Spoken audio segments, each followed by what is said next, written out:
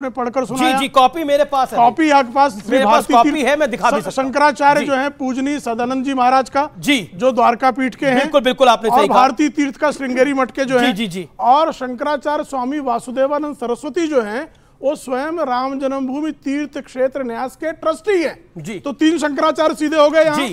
तो 3 शंकराचार्यों के बारे में मैं कह रहा हूं, क्या ये नहीं कह रहा हूं?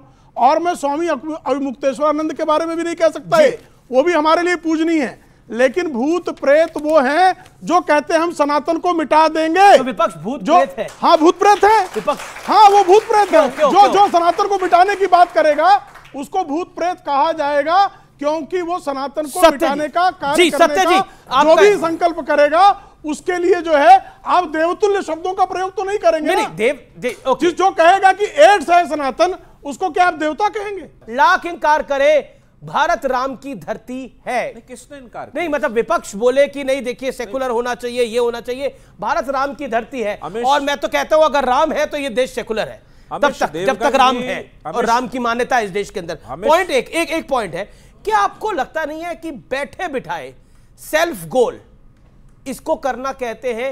हो सकता है कि कुछ विपक्ष के दल, जो मेरी जानकारी है उसमें शिवसेना उद्धव ठाकरे है, जनता दल यूनाइटेड हो सकता है, वो इस कार्यक्रम से दूरी ना बनाए, लेकिन विपक्ष के कई दलों ने एक मौका दे दिया है।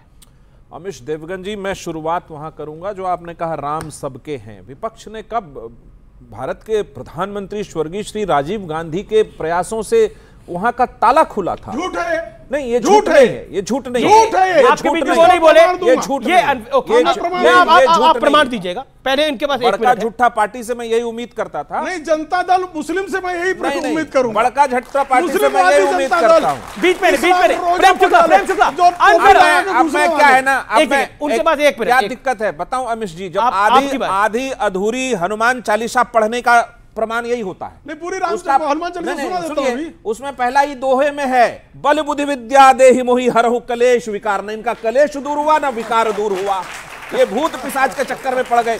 प्रभु श्री राम वो महान अवतार हैं, कहते रावण से जाकर ज्ञान लो।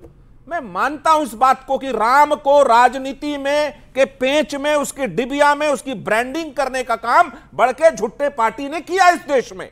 और ये प्राण प्रतिष्ठा बहुत स्वागत है, भव्य स्वागत है। भगवान का प्राण प्रतिष्ठा ये करने का दावा पेश कर रहे हैं। मैं तो इसी बात पे बहुत ये हूं, आश्चर्यचकित हूं।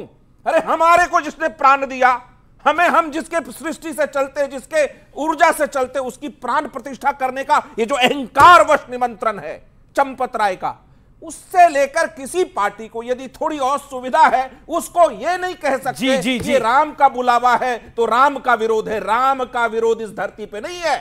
इस धरती पर राम पर खून बहाने वालों का, नफरत फैलाने वालों का, आग लगाने वालों का विरोध है। बचपन में भी तो सुने होंगे, देखो ए दीवानों ऐसा काम न करो, राम का नाम बदनाम न करो।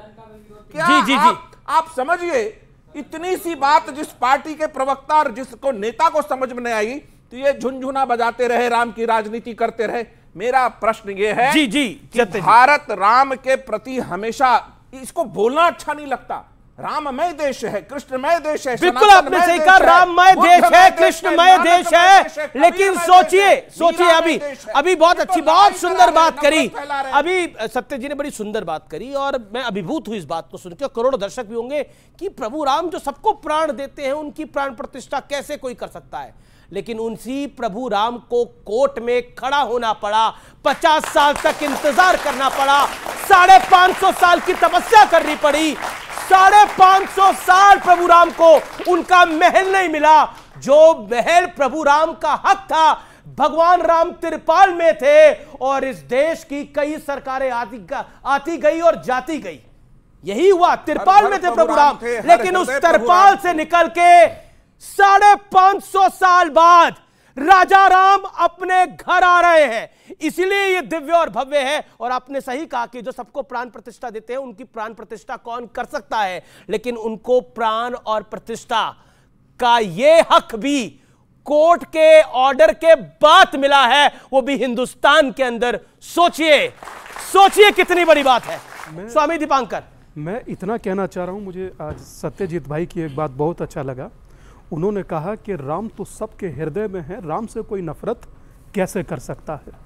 मगर बोलते बोलते इमोशनल भी हो गए वो। हाँ जी, नहीं, मैं समझ सकता हूँ, इसीलिए मैं कह रहा हूँ। मगर मैं एक बात आप सभी से कहना चाहता हूँ जी, आप सब युवा यहाँ पर बैठे हैं, अपने अपने आप मोबाइल भी रखते होंगे सब लोग, एक बार चेक कर कर बताइए कि कौन से देश का आराध्य अदालत में कभी गया है। गूगल पर सर्च कीजिए। क्या यही चीज़ आप कभी वेटिकन के बारे में या मक्का के बारे में कल्पना कर सकते हैं? मगर ये भारत में संभव है। और इस भारत के सनातन हिंदू समाज ने धैर्य से प्रतीक्षा किया, एक पत्ता तक नहीं उड़ा उस राम के प्रति जिसने, राम ने 14 वर्ष जो जिया, जीवन सो जिया था कि छोड़ दी सब ख्वाहिशें निष्काम होने के लिए।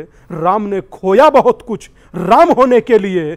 एक बार जब किसी को कहते हैं ना कि राम, तो संबोधन हो जाता है, और 2 बार कहिए राम राम तो अभिवादन हो जाता है, 3 बार कहिए राम राम तो वेदना हो जाता है, राम राम राम, और 4 बार कहिए तो संकीर्तन हो जाता है, और जीवन पर्यंत कहिए तो मोक्ष हो जाता है। उस मोक्ष से 100 करोड़ लोगों को 500 साल तक दूर रखा। आज हम प्राण प्रतिष्ठा पर प्रश्न चिन्ह लगा रहे हैं। क्या चंपत राय जी या इस देश में किसी एक सिंगल व्यक्ति की हैसियत है कि राम का निमंत्रण दे? जिसके पास आया वो सौभाग्यशाली है, था और रहेगा। आप जाएं, आप जाएं, आप ना जाएं वो आपकी इच्छा, आप जाएं ना जाएं वो आपकी इच्छा, मगर राम के विषय में एक शब्द भी बोला जाए तो वो मर्यादित हो, अमर्यादित बिल्कुल ना हो। ये आपने सही बात बोली। मैं जी मर्यादित उसी राम को आचार्य दीपांकर रोज राजनीति में घसीटते हैं।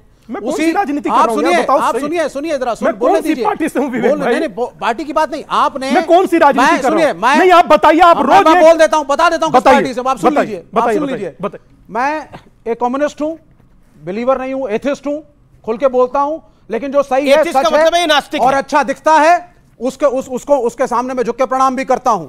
और मैं शंकराचार्य के बारे में ना ज्यादा जानता था और ना मेरा कोई इंटरेस्ट, फिर कहां शंकराचार्य जी के बारे में बोल रहे हो? लेकिन सुनो, नास्तिक हो, आपको शंकराचार्य जी से बोलने तो दीजिए ना सर। हाँ, इसलिए सुन लीजिए। क्यों पत्रकार महोदय, वैसे आप नास्तिक हो, वैसे शंकराचार्य जी को फॉलो कर रहे हो। इस देश का कॉन्स्टिट्यूशन राइट टू फेथ को एक्नॉलेज करता है। और हर पॉलिटिकल पार्टी का दायित्व है, इंक्लूडिंग द कम्युनिस्ट, कि राइट टू फेथ, चाहे हिंदुओं का मुसलमानों का हो, उसको अश्योर करें। यहाँ हिंदुओं का ही राइट, यहाँ पर हिंदुओं की फेथ की बात है। हिंदुओं के फेथ भी सुन लीजिए आप, हिंदुओं के फेथ भी सुन लीजिए। पॉलिटिसाइजेशन और राजनीतिकरण नहीं कि चले आ रहे हैं हर आदमी भगवा पहन करके कि हम और राम नाम का नाम लेकर के। आप सुनिए, प्रॉब्लम हो गई। हर आदमी भगवा पहन के, किसने भगवा डाला हुआ भाई? अब आप हर आदमी, आपके पैरों में कितने बोलने भगवा डाला हुआ है? एक ने डाला हुआ है। बोलने दीजिए मेरे को।